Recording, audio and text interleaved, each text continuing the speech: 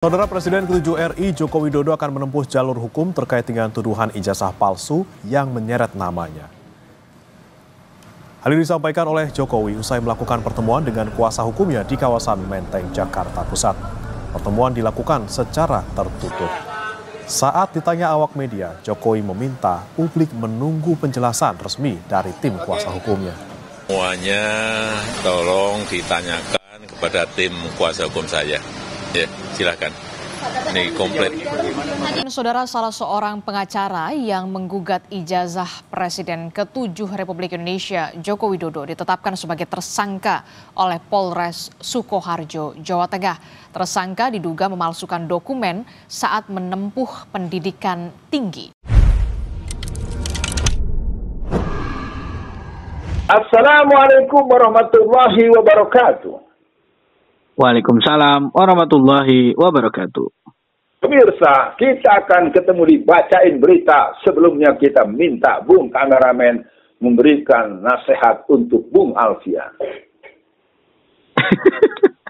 Baik, Bu Alfian, mungkin bukan nasihat ya, tapi inilah semangat lah buat kita, sesama yang lagi ngonten. Mudah-mudahan tetap sabar, semangat, bagaimanapun. Sedikit banyak yang kita sampaikan, insya Allah ada pengaruhnya. Soalnya waktu itu kaget ya Bu Alfian ketika menemani Bu Alfian di salah satu daerah. Ada orang yang nebak-nebak nih Bung Kameramen apa bukan ya. Dia langsung manggil, Bung Kameramen. Saya nengok, wah dia langsung ngomong, wah benar berarti yang ini nih. Baik, Bu Alfian, langsung saja lanjutan dari berita ijazah palsu Bu Alfian. Langsung ini yang ingin saya hidangkan ke Bung Alfian, ada dua berita. Yang pertama, Jokowi akan laporkan 4 orang terkait tuduhan ijazah palsu. Ini dari Detik, Bung Alfian. Kemudian dari Kumparan, pengacara yang gugat ijazah Jokowi jadi tersangka kasus pemalsuan dokumen. Wah, ini gila nih main Bung Alfian. Di sesi awal ini, alih-alih Jokowi ngaku ijazahnya palsu, justru memberikan serangan balik. Bagaimana respon Bung Alfian? Silakan. Kalau kata orang baca pantun, cakep gitu ya. Kalau menurut analisa Rocky Gerung, sikap ini sebenarnya Jokowi ini memasukkan kepalanya ke perangkap tikus. Bung Kameramen tahu nggak perangkap tikus? Kalau kan dikasih daging tuh. Iya, kejepit. Nah, udah kan dia justru menaruh kepalanya di perangkap itu sebetulnya. Jadi dia justru masuk ke jebakan yang dia lihat, malah dia masuk ke situ. Udah nggak bisa dihindari, dan saya juga mengikuti kok di salah satu stasiun televisi. Orang-orang yang katanya Profesor Fulan, orang yang katanya semuanya tampangnya cuma tampang, pokoknya gue gebuk loh, ya, pokoknya lu macam-macam gue gebuk loh, gitu terus. Nggak ada argumentasi, nggak sistematis, nggak logis, nggak berani dikonfirmasi. Ini bener nggak yang begini, nggak bisa jawab. Di respon awal saya, bagus Pak Jokowi, terus aja usut. Ya, terus sebut empat siapa, malah cakep. Ingat ya, ini adalah pidana umum. Maka kita, masyarakat umum, akan menuntut seluruh proses persidangan dilakukan secara transparan, live streaming di seluruh dunia. Dan saya himbau kepada seluruh pemilik YouTube yang punya akses ini segera dari awal persidangan terhadap laporan Pak Jokowi. Maka yang pertama, Bung Kameramen harus tahu, Pak Jokowi itu harus datang sendiri. Tuh, kalau mau tahu, ingat nggak dulu yang dialami oleh Pak SBY datang langsung ke Polda. Ini nanti Pak Jokowi silakan melaporkan, kan dia bilang mau melaporkan kan, silakan dia berangkat ke Polda biar kita nonton semua, nanti biar diproses, nanti bapak-bapak yang ini akan dipanggil dalam bentuk pemeriksaan, dan kita minta jangan ada penekanan di luar kepatutan proses hukum. Itu respon awalnya, Bung Kameramen. Iya, Bung Alfian. Sepakat saya bahwa memang Jokowi sepertinya sedang menggali kuburannya sendiri. Iya, betul. Saya punya saran untuk misalkan Pak Rizal Fadila atau pengacara lain atau aktivis yang sedang membahasakan ijazah palsu Jokowi. Juga menurut saya hati-hati dalam bicara. Karena kalau biasanya orang lagi bersih tegang secara hukum, Bu Alfian, mereka nungguin kita blunder, Bu Alfian. Jokowi nungguin kita blunder. Nah, makanya hati-hati, kita tetap mengucapkan, kita fokus. Makanya saya heran Bu Alfian, di sesi tengah ini, menurut saya, soal ijazah palsu ini sangat sederhana Bu Alfian. Ditunjukin aja ijazah palsunya, Di ijazah asli. Asli. Penjarain semua yang nuduh selama ini kan selesai, Bung Alfian. Itu sangat mudah menurut saya. Nggak usah lalu bilang dokumen palsu. Nah, tapi Bung Alfian, di sesi tengah ini, apa sih Bung Alfian manfaatnya untuk kita tahu ijazah Jokowi itu palsu atau tidak?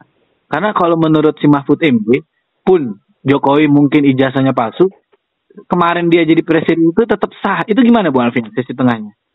Ya, saya tidak punya keinginan lalu jadi berdebat dengan Profesor Mahfud MD. Saya pikir untuk Prof. Mahfud MD itu pendapat beliau. Sekarang manfaatnya adalah manfaat edukasi, pendidikan. Jangan pernah coba-coba jadi tukang bohong. Ini udah bohong, tapi ngancem orang. Udah bohong, pengen menjarain orang. Lalu yang berbuat orang lain suruh bertanggung jawab. Dan kalimatnya jelas siapa yang berbuat, dia bertanggung jawab.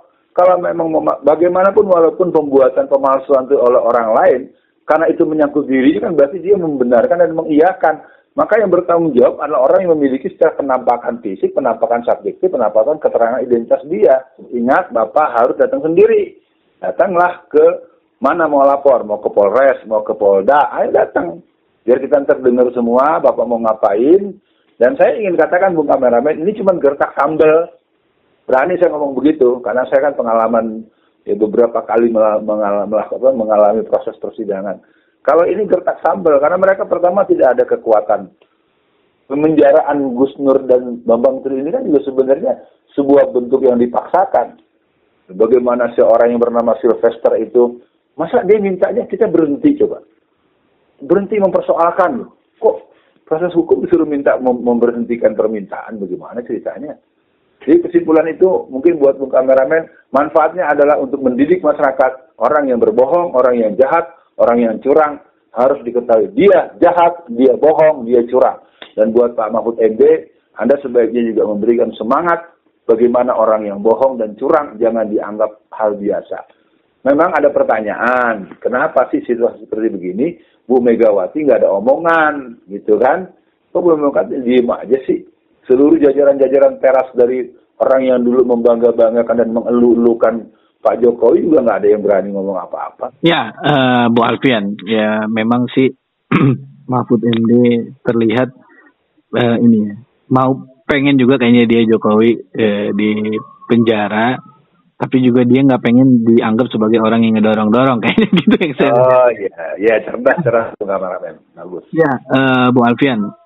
Cakep yang Bu Alfian sampaikan terkait edukasi ya Bu Alfian, karena bagaimanapun penyembah Jokowi ini kan banyak sekali Bu Alfian, sejak dia berkuasa sampai dia lengser pun hari ini, sampai dia didatangi jadi tempat kawan lah ya para pejabat ini kan sungguh penampakan yang kayak memaksa kita Jokowi itu manusia suci gitu. Jadi maksud saya kalau Jokowi punya kesalahan, kata edukasi itu menarik dan cakep sekali Bu Alfian. Jadi masyarakat juga tercerahkan ya Bu Alfian yang selama ini mencintai mati Jokowi. Mungkin untuk akhir sesi kali ini Bu Alfian, apa pesan Bu Alfian, semangat Bu Alfian untuk para advokat atau tokoh-tokoh yang ditarget oleh Jokowi akan dipenjarakan ini, apa pesannya atau semangatnya Bu Alfian? Silakan. Saya akan memberikan closing pertama dengan firman Allah. Yuriduna liyutfi'u nurallahi biafwahihim wallahu mutimmu nurihi walau karihal kafirun. Ada keinginan untuk memadam cahaya kebenaran. Nanti dia akan tetap bocor-cor. Ya. Yang kedua, sepandai-pandai tupai melompat, akhirnya gawal juga. Sepandai-pandai tupai melompat, akhirnya jatuh juga. Sepandai-pandai membungkus bangkai, akhirnya kecium juga. Itu yang kedua. Yang ketiga, buat teman-teman pengacara, teman-teman penasihat hukum, mohon maaf Bung Kameramen dan para pemirsa, juga harus bisa menjaga diri untuk tetap mengatakan sebagaimana hari ini. Karena ada dua persoalan yang selalu dihadapi oleh orang-orang yang menghadapi proses hukum di negeri kita. Dia akan dibina atau dibinasakan. Dia akan diintimidasi dengan kesenangan atau diintimidasi dengan yang membahayakan. Maka kepada pihak terkait, apakah kepolisian, apakah LPSK ya, perlindungan saksi, harus segera turun bahwa yang berempat ini bisa aman gitu. Karena mereka bisa mendapatkan perlakuan-perlakuan yang kita tidak duga. Dengan kedatangan Hercules ke sana, Hercules ngapain ke sana? Ya kan? Ini proses hukum kok, orang cuma nanya hanya doang, ngapain pakai ngancem, dan itu sudah terlihat. Semuanya agak mempertontonkan bahwa menangani kasus hukum dengan cara preman. Dan ini sebuah cara yang tidak mendidik sekali lagi.